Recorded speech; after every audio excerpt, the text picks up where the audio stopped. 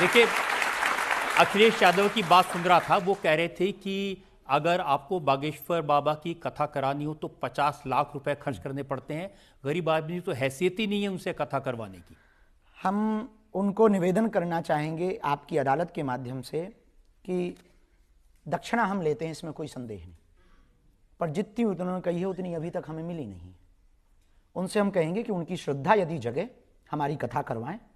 हम उनके गांव में जहां वो कहेंगे वहां आएंगे, टेंट भी अपना लाएंगे, साउंड भी अपना लाएंगे, यजमान उनको बनना पड़ेगा, 1 रुपया दक्षिणा नहीं लेंगे और कथा सुना करके जाएंगे।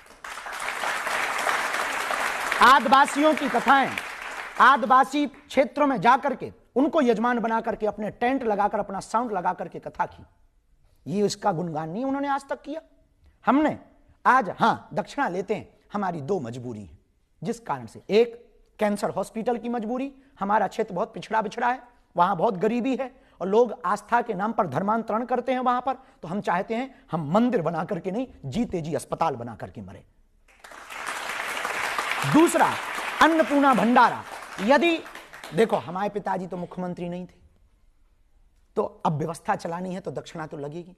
कोई श्रद्धापूर्वक दे देता है तो हम मना नहीं करते, लेकिन यदि कोई इस देश का व्यक्ति इतना अमीर दिल का हो, जिसका जमीर जागे, हमारे कैंसर हॉस्पिटल और हमारे अन्नपूर्णा की सेवा का संकल्प ले ले और वो करने को तैयार हो, हम आपकी अदालत में ताल ठोक करके वो हनुमान जी लेकर के आए हैं, इनकी कसम खाकर कहते हैं जब तक जिएंगे 1 रुपया अपनी जेब में नहीं लेंगे, उसको ही देंगे। बस ये 2 सपने वो पूरे कर देवे, हमें कोई अपेक्षा नहीं है। हमारा भजन, हमारी कथा, हमारे प्रवचन कभी भी धन के लिए नहीं है। अब कोई देता है तो सदुपयोग में लगाने की प्रेरणा यदि दे दी जाए तो क्या बुराई है। इस देश में नाचने वाले करोड़ों लेते हैं, और नेता भी तो अपनी वेतन लेते हैं और घूसखोरी अलग से लेते हैं। देखो, दूध का धुला कोई नहीं है, लेकिन दक्षिणा लेकर के यदि कोई बेटियों का घर बसाए, दक्षिणा लेकर के भंडारा करवाए, दक्षिणा लेकर के यदि कैंसर हॉस्पिटल बनाए, तो हमें लगता है ये बेहतर कार्य है, इस देश में प्रत्येक व्यक्ति को करना चाहिए। आपने इतनी उत्तम बात कही है और वाकई में सबको ये करना चाहिए जी। दान दक्षिणा का अगर इस्तेमाल हम लोगों को शिक्षा देने में, इलाज कराने में कर सके, इससे अच्छी कोई बात नहीं है। आपकी अदालत में अगला इल्जाम। देखिए, आजकल बहुत सारे लोग ये जब आपकी विदेश यात्राएं देखते हैं, आपकी ये गाड़ियां देखते हैं, लोग कहते हैं ये अब ये अमीरों के गुरु हो गए हैं, गरीबों से नाता टूट गया इनका। वाह, गरीबों से नाता तोड़ेंगे तो जी नहीं पाएंगे, क्योंकि हमारी जिंदगी गरीबी थी, आज भी वही है, कल भी वही है। जब तक जिएंगे जैसे कल थे वैसे ही रहेंगे। लोग मिलने आते हैं तो कुछ मजबूरियां जरूर होती हैं, हमने कभी अपने जीवन में बदलाव नहीं किया। आज भी उन्हीं बेटियों का विवाह करवाते जिनके माता पिता नहीं है और जो दीनहीन है। आज भी भंडारा, कोई व्यक्ति भूखा ना जाए। आज भी बागेश्वर धाम पर रहते हैं, 18-18 घंटे जागते हैं, एक एक व्यक्ति को मिलते हैं। भीड़ बहुत हो गई तो ज़्यादा को नहीं मिल पाते, पर जितनों को भी हम अपनी तरफ से भोजन, कई बार भोजन छोड़ देते, पर लोगों की सेवा नहीं छोड़ते। जो कल थे वो आज हैं। बाकी कहने वालों ने तो राम को भी नहीं छोड़ा, हम तो आम हैं, हमें कब शक्ति है ना अनासक्ति, ना मोह है ना निर्मोह है, ना हम बैरागी हैं ना गृहस्थी हैं वर्तमान में। तो भगवान की कृपा से जैसा जीवन है, सबकी अपनी अपनी प्रवृत्तियां होती। स्वभाव में साधु में गंभीरता भी होनी चाहिए, चंचलता भी होनी चाहिए, पर जिंदगी को आनंद की तरह जीना चाहिए। इसलिए हम मस्ती के साथ जीते हैं, परवाह नहीं करते कि लोगों को क्या टेंशन है, क्योंकि हम टेंशन लेने नहीं आए, कुछ लोगों को देने आए। तो ये जो आपका चंचल स्वभाव है, ये जो मस्ती है, ये अभी एक्वायर किया है, बचपन से ही ऐसे हैं? जन्मजात, और शायद पिछले जन्म का याद नहीं है, लगभग ऐसे ही रहे होंगे। हम ऐसे ही हैं। उसके पीछे कारण है कि हमने अपनी जिंदगी में, हमारे गुरु से एक बात हमने सीखी। हमारे गुरु ने कहा था कि सीरियस देखना है तो अस्पतालों में जाओ, सीरियस लोग तो अस्पतालों में मिल जाते हैं। जिंदगी एक संघर्ष की कहानी है, जिंदगी एक ऐसी जुबानी है जिसको जीना है और खुलकर जीना है। ऐसे जीना है कि कोई हमारे जीवन को आए तो इतनी खुली किताब हो, कोई भी आकर के पढ़ जाए। तो जब बचपन में शरारत करते थे तो स्कूल से डांट भी पड़ती होगी? हमारे टीचर हमको बहुत प्यार करते थे, बचपन से ही हनुमान जी की कृपा, गुरु जी का आशीर्वाद, तो हमको बहुत, हमारे जो टीचर को ही हमने सिद्धि पाने के बाद चेला बनाया। इनका पर्चा बना दिया आपने? उनका पर्चा बना दिया। पर्चा बनाया सो तो ठीक है, उनके अंदर वो भाव जगा। उन्होंने कहा कि वो बात अलग है कि आप हमारे विद्यार्थी रहे, पर हमारी इच्छा है कि आप हमको मंत्र दीक्षा दो। तो पहले हम यस सर करते थे, अब गुरु पूर्णिमा पे वो हमको जी गुरु जी करते। अब हम ये तो कह नहीं सकते कि आशीर्वाद चला, तो हम कहते हैं आप तो आप ही हो। लेकिन मैं सुना कि बचपन में काफी अभावों से गुजरना पड़ा, मुश्किल का सामना करना पड़ा। हमारे मस्ती का एक ये भी कारण है, क्योंकि हमारा जीवन बहुत अभाव में गुजरा, जीवन बहुत विचित्र संघर्ष में गुजरा। आज भी संघर्ष है, और संघर्ष होना चाहिए। संघर्ष कोई बुरा नहीं है। जो मुस्कुरा रहा है निश्चित उसको दुखों ने पाला होगा। जिसकी सितारे चमक रहे हैं जरूर उसके जीवन में बहुत अंधेरा रहा होगा, तब आज उजाला होगा। हमने अपनी ज़िंदगी में जो भी बचपन काल गुजारा बहुत विचित्र तरीके से गुजारा। तो कभी कभी कोशिश करते हैं कि वो बचपना ना आए बाहर, पर कोशिश करने के बाद भी वो रुकता नहीं है, वो बचपना बाहर निकल आता है। तो जीवन ऐसा था कि भोजन की भी व्यवस्था नहीं, वस्त्र की भी व्यवस्था नहीं, एक ही कपड़े में 2-2 साल रहना पड़ता था। भोजन के लिए भी गांव में घर घर जाना पड़ता था, तब कहीं चावल मिलता था, कहीं आटा मिलता था। उससे फिर माँ भोजन बनाती थी। हमसे छोटी एक बहन, हमारा भाई भी था। तो हम बड़े थे घर में, पिताजी हमारे कुछ करते नहीं थे, आज भी नहीं करते। तो गांव-गांव घर-घर जाकर के जो परिस्थितियां झेली, मुसीबतें, हमें कहानी आज भी याद है कि हमारे गांव में एक हमारे पड़ोसी को ट्रैक्टर आया, तो उन्होंने हमको 1 रुपया पर दिन के हिसाब से इस बात के लिए रखा कि आप हमारे हावर्स गिनो, खेती के लिए जब ट्रैक्टर जाए तो कितने घंटे ट्रैक्टर चला है, तो आप घंटे गिनो कौन से खेत में कितने घंटे चला है। पढ़ने लिखने में थोड़े से ठीक ठाक थे, तो वही लिखाई करते, शाम को आते तो 1 का सिक्का मिलता था। उस वक्त पार्ले जी छोटा वाला आता था, फिर वो खरीद के लाते थे। 2 बिस्कुट बहन ले लेती थी, 1 बिस्कुट भाई ले लेता था, उसको खा लेते थे, दिन निकाल लेते थे।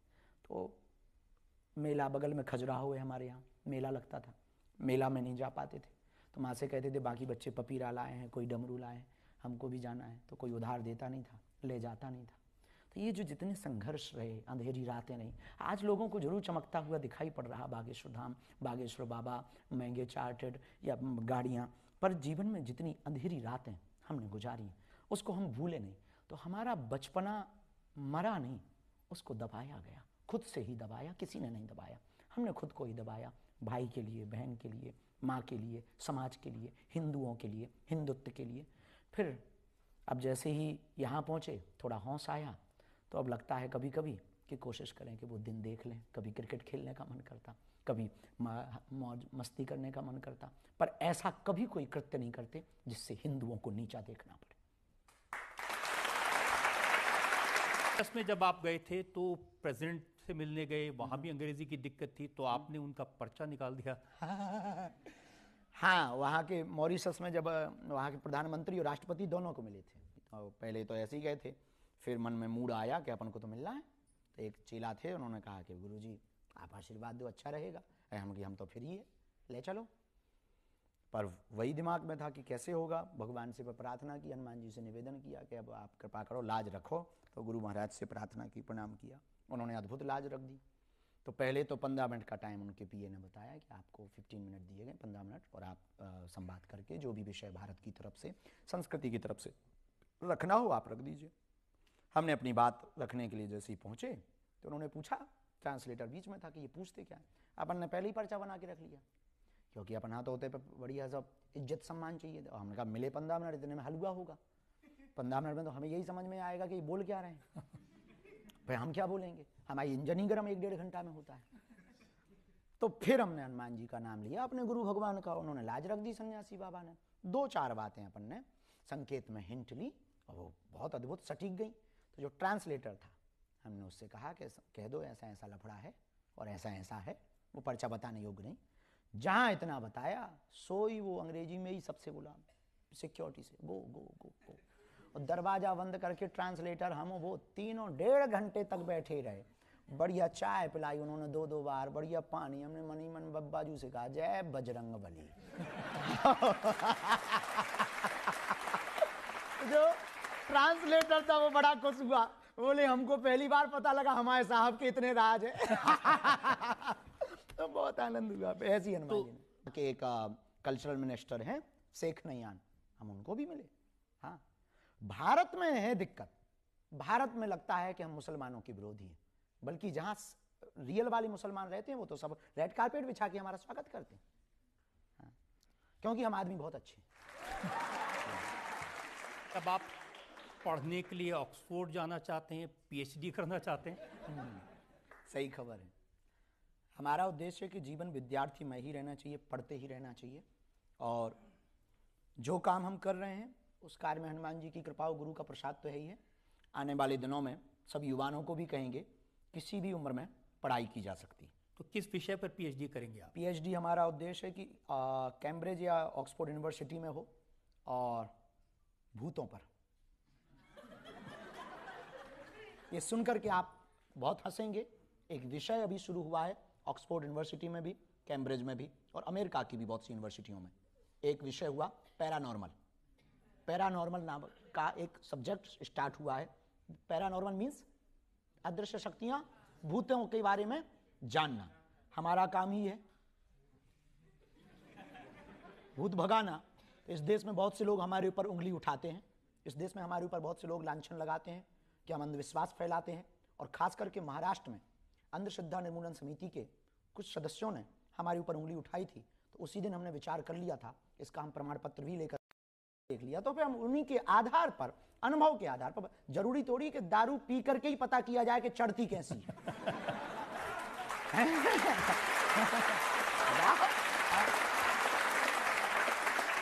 कोई पी के गिरे तो भी पता कर लेना चाहिए ऐसे चढ़ती है। मैं देखा कि ऑनलाइन पर किसी ने शादी कर ली, उसको आपने सलाह दी कि अब आगे क्या करना है? हाँ, वो एक लफड़ा हुआ कि एक यजमान जी के घर पे हम गए थे। तो वो बड़े भारत के बहुत नामचीन हैं, और उनके यहाँ रुके तो ऊपर की मंजिल में रुके थे। तो उन्होंने कहा सुबह सुबह कि हम आपकी आज्ञा हो तो पंडित जी आए तो हम एक विवाह संपन्न करा के आते हैं। तो हमका किसका? बोले यजमानी जी के बेटे का। हमका करा दो। तो जैसे ही हम नीचे उतरे चाय वाय पीने, तो हमने कहा कि भैया कहाँ है लड़का बहू? बोले लड़का तो ये है, बहू तो विदेश में। तो हम कहा शादी कब हुई? बोले अभी। हम कहा हुई कैसे? बोले ऑनलाइन। हम कहा बेटा ऑनलाइन कैसे? बोले वीडियो कॉल पर। तो हम कहा गजब। हम कहा भाई ये सिस्टम क्या है? बोले यहाँ आगी जला दी, वहां आगी जला दी, वहां फेरे करवा दी, यहाँ लड़का फेरे ले रहा, वहां लड़की फेरे ले। हम कहा बहुत बढ़िया, फ्लिपकार्ट से लड़का मंगवा ले। और क्या करें? तो ये फिर हमने उनको डांटा कि हमारी शास्त्रीय परंपरा के विरुद्ध है, सनातनीय परंपरा के विरुद्ध है। ठीक है, कोई विशेष मजबूरी हो। अब वो बोले 6 महीना बाद वीजा का हो पाएगा। हम कहे 6 महीना बाद रोक लो। जब तुम 20 साल रुक सकते तो 6 महीने नहीं रुक सकते, ये कौन सी मजबूरी है? तो फिर इस बात का हमारा कहना, इस कहानी के पीछे जो सारांश है वो ये है, अपनी संस्कृति नहीं भूलनी चाहिए। भागती दौड़ती जिंदगी में, AI के जमाने में HI नहीं भूलना चाहिए, हिंदुत्व परंपरा को नहीं भूलना चाहिए।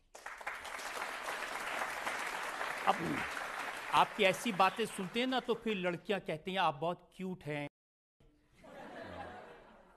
बच के रहें, रक्षाबंधन पे आ जाएं वो मिलें। हमको तो देखो चोर को खांसी और साधु को दासी फांसी लगवाती है, इसलिए बच के रहना चाहिए। जितना दूरी डिस्टेंस हो उतना ही बढ़िया। सबके प्रति आदर है, हम जैसे हैं वैसे हैं, और अच्छा दिखना कोई बुरी बात थोड़ी। एक लड़की ने शेर लिखा कि तू है तो दिल धड़कता है, तू है तो मेरी आस चलती है।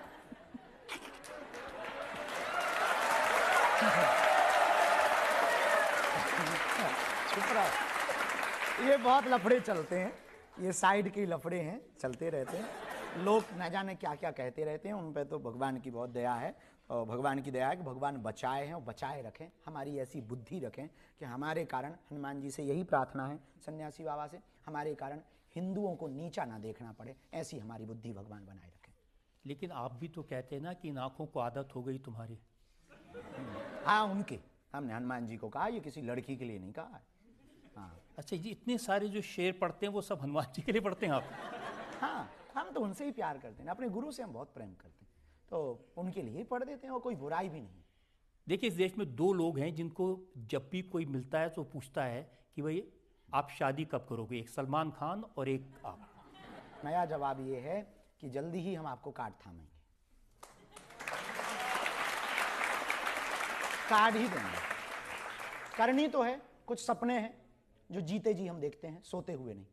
हॉस्पिटल का सपना है, हिंदू राष्ट्र का सपना है, हिंदुओं को जगाने का सपना है, युवाओं को सात्विक बनाने का सपना है, नशा मुक्त राष्ट्र बनाने का सपना है। इस देश अब शादी तो करनी पड़ेगी क्योंकि नरेंद्र मोदी ने आपकी पर्ची निकाल दी शादी की। जी, प्रधानमंत्री जी ने, बहुत सरल है, अद्भुत है। हम उनसे जो हम मिले, अभूतपूर्व है और अद्भुत उनका और अप्रज्ञा है, मेधा है, भारत के भविष्य को समझने की बहुत अद्भुत भगवत कृपा है। और हम, ये हमारे नहीं, सबके प्रधानमंत्री, इस देश के प्रधानमंत्री हैं, तो आपके भी प्रधानमंत्री हैं। ये गौरव की बात है कि हम लोगों ने ऐसा प्रधानमंत्री पाया है जो देश की गति की प्रगति उस गति के साथ पहुंचा रहे हैं, बुलेट ट्रेन की तरह। अब ये तो कमाल आपने किया ना कि राष्ट्रपति भी और प्रधानमंत्री भी दोनों बागेश्वर धाम आ गए, जिनके पहले वीडियो चलते थे फर्जी।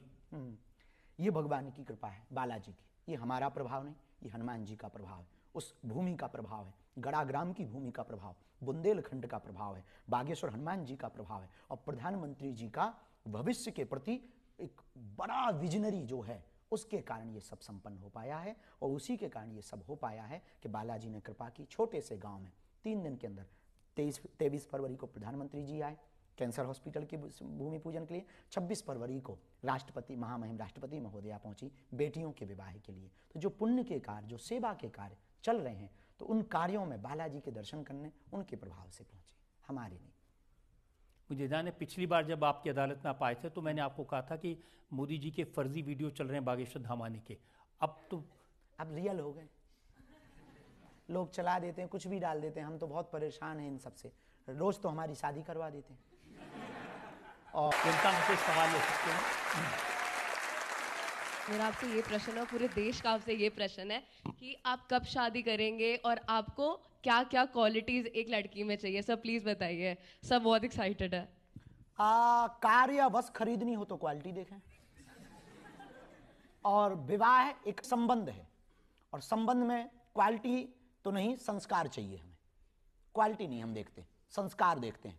हमको पत्नी या वाइफ नहीं, अर्धांगिनी चाहिए,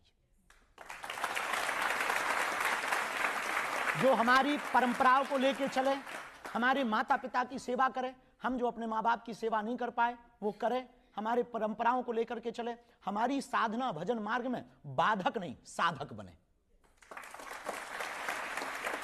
और दूसरी बात, रिश्तों को चलाने के लिए क्वालिटी की बात नहीं होनी चाहिए। आज इस देश में जितने भी तलाक हो रहे हैं, उसके पीछे यदि हमसे कोई पूछे एक धर्म गुरु के नाते, तो सबसे बड़ा कारण विवाह में विच्छेदन का सबसे बड़ा कारण है कि आजकल लोग सुंदरता ज्यादा देखते हैं, समझदारी कम देखते हैं। इसने मुझे कहा कि बागेश्वर सरकार हनुमान जी के भक्त हैं, जब तक हनुमान जी की भक्ति करेंगे शादी नहीं होगी, कृष्ण की भक्ति करेंगे तो जल्दी हो जाएगी। भगवान की कृपा से 7 नवंबर से 16 नवंबर हम पद यात्रा करने जा रहे हैं, दिल्ली से वृंदावन।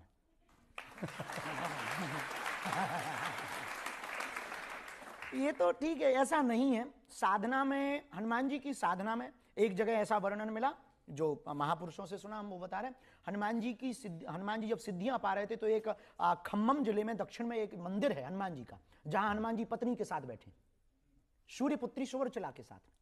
सूर्यपुत्री सुवर्चला के साथ में दक्षिण भारत में हनुमान जी विराजमान है। तो वर्णन मिला, हमने 1-2 जगह पढ़ा भी, और वो हनुमान अंक में इस बात को हमने पढ़ा भी। तो उसमें वर्णन ये प्राप्त हुआ कि सूर्य भगवान से जब हनुमान जी साधना ले रहे थे तो एक सिद्धि ऐसी थी जो विवाहित व्यक्ति को ही दी जाती थी। तो हनुमान जी बोले, हम तो नैष्ठिक ब्रह्मचारी हैं। तब कहा कि आपका ब्रह्मचर्य खंडित नहीं होगा। सूर्य भगवान बोले, हमारी पुत्री है, वो तपस्विनी है, केवल इस सिद्धि को पाने के लिए विवाह के परंपरा को पूर्ण किया जाएगा और आप अपनी परंपरा को निभाए रखिएगा। केवल सिद्धि प्राप्त करने के लिए आपको ये जो विवाहिक पाणी ग्रहण संस्कार है ये भर होना है। और वहां पर आज भी भगवान पत्नी के साथ विराजमान है। इसका मतलब ये नहीं है कि हम उस बात का कोड कर रहे हैं, इसका मतलब ये है कि हनुमान जी की साधना में ऐसा कोई भी बंधन नहीं है कि आपको विवाह नहीं करना चाहिए। हाँ, मर्यादित, एक पत्नी व्रतधारी, वो भी बाल ब्रह्मचारी कहलाता है। मैं तो इसका मतलब ये निकल लगाता हूं कि कार्ड है शादी का, बहुत जल्दी मिलेगा। पहले अस्पताल का उद्घाटन का निमंत्रण मिलेगा, इसके बाद भी। आप जो इतने आड़े तिरछे कपड़े पहनते हैं, इतने रंगीन कपड़े पहनते हैं, तो आपका फैशन डिजाइनर कौन है? आपको कपड़ों इतने सुविचार, इतने सदविचार, इतनी कथाएं, इन सबको नहीं देखा, वस्त्रों को ही देख पाए। कोई वेशभूषा बहुत जरूरी है, वेशभूषा से जीवन परिवर्तित होता है, वेशभूषा का बड़ा प्रभाव होता है। और हम तो ये भी कहेंगे युवान बच्चों को सप्ताह में एक दिन भारतीय वेशभूषा को पहनना चाहिए। और हम जिस भारत में रहते हैं, हमको कई बार उन बच्चों पे बहुत तरस आता है कि इंग्लैंड के कपड़ों के झंडा वाला टी शर्ट पहन करके आ जाते, फलाने देश की झंडा वाला टी शर्ट पहन के, जिनके पूर्वजों ने हमारे देश में राज किया, उनके फ्लैग की टी शर्ट पहन करके आ जाते, और अपने तिरंगा पहनने में शर्म आती है लोगों को। तो हमारे हाल ही में आपकी माँ राष्ट्रपति द्रौपदी मुर्मू जी से मिली थी, बातचीत हुई उन दोनों के बीच, कुछ बताया उन्होंने आपको कि क्या बातचीत हुई? नहीं, हम वहीं थे और बड़ी अद्भुत हुई। अच्छा, हम लोग गांव के लोग हैं और सीधे साधे, हमारी माँ भी बहुत सीधी है, पढ़ी लिखी नहीं है, पर माँ तो माँ होती है, कैसी भी हो माँ तो माँ होती है। तो बहुत साधारण है और उन्होंने बहुत संघर्ष झेला। उन्होंने मुस्कुराना हमको माँ ने सिखाया। तो राष्ट्रपति जी जब 26 फरवरी को धाम पर बालाजी के दर्शन कर रही थी, तो हवन करने पहुंची महामहिम राष्ट्रपति महोदया। तो उन्होंने कहा कि आपकी माताजी कहाँ हैं? तो हमने कहा कि हमको संकेत नहीं मिले और कोई खबर नहीं मिली। तो माताजी हैं तो यहीं गांव में ही, पर वो प्रोटोकॉल के कारण पुलिस बहुत लगी तो आ नहीं पाई। तो बोले बुलवाओ और हमको मिलना है, वो ऐसी माँ के दर्शन करना, उनके ऐसे शब्द थे। और प्रधानमंत्री जी भी मिले। हमने कहा जी। तो हमने वहाँ SP महोदय थे, तो उनसे कहा कि हमारी माताजी को अंदर आ जाने दो, उनको बुला लो। तो फिर अंदर आई माताजी। तो ग्रीन रूम जहाँ बना था वहाँ मिली। तो राष्ट्रपति महोदया, हम भी थे साथ में। तो हमने माताजी को समझाया भी कि उनकी आदत है कि कोई भी प्रणाम करे तो वो सिर पे हाथ रख देती। तो हमने उनको समझाया कि ये महामहिम राष्ट्रपति महोदय देश के प्रथम नागरिक हैं, इसलिए ऐसे ही दूर से ही हाथ जोड़ ली। अब वो तो भोली भाली सीधी। जैसे ही राष्ट्रपति जी मिली तो बोले आप बहुत भाग्यशाली हो। राष्ट्रपति महोदया ने कहा आप बहुत भाग्यशाली हो, ऐसा बेटा पाया है, इतनी कन्याओं का घर बसा रहा, इतनी बेटियों का धर्म पिता बना, आप बहुत भाग्यशाली हो, आपको हम देख करके बहुत खुश हुए हैं। तो दोनों लोग गली मिली और जैसे ही उन्होंने ऐसी बातें कहीं, सो माता जी हमारी भूल गई। उन्होंने तुरंत सिर पे हाथ धर के कह दिया और ऊंचे पद पे जा।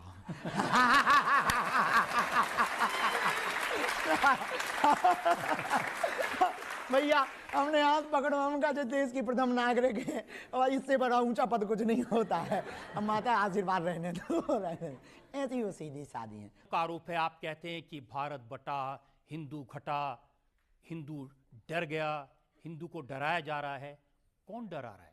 हम डराते हैं या जगाते हैं? हम हिंदुओं को बचाना चाहते।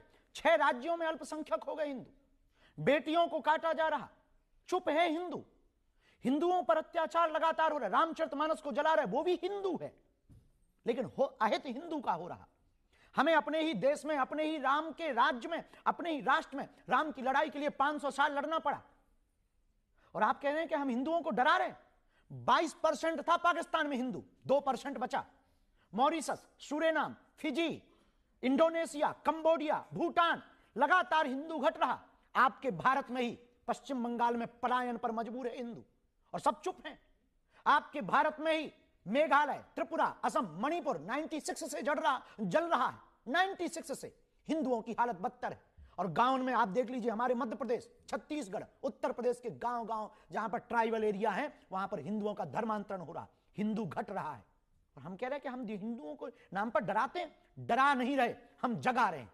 देश में सबको रहने का अधिकार है, पर धर्मांतरण का अधिकार संविधान में नहीं लिखा है।